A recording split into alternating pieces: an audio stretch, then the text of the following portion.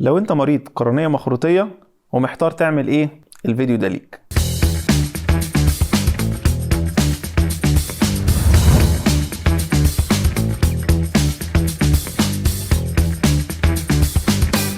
قبل ما نتكلم عن علاج القرنية المخروطية لازم نعرف ايه هي القرنية المخروطية.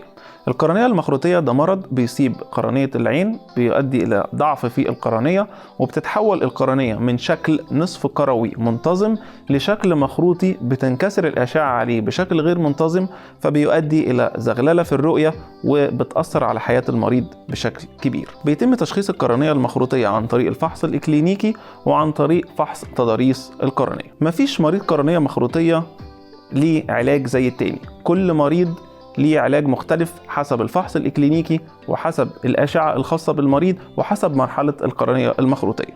ولكن العلاج بيتمحور في خطوتين. الخطوة الأولى هي إن احنا نوقف مرض القرنية المخروطية، وده بيبقى عن طريق عملية تثبيت القرنية. المرحلة الثانية وهي مرحلة التأهيل البصري، ودي بتتدرج من العدسات الصلبة، زراعة الحلقات بالفيمتوليزر، أو في المراحل المتقدمة عن طريق زراعة القرنية. دلوقتي عملية زراعة القرنية بقى فيها تقدم كبير جدا، وبقينا نقدر ان احنا نعمل زراعة جزئية للقرنية، ودي بتحسن من التأهيل البصري للمريض.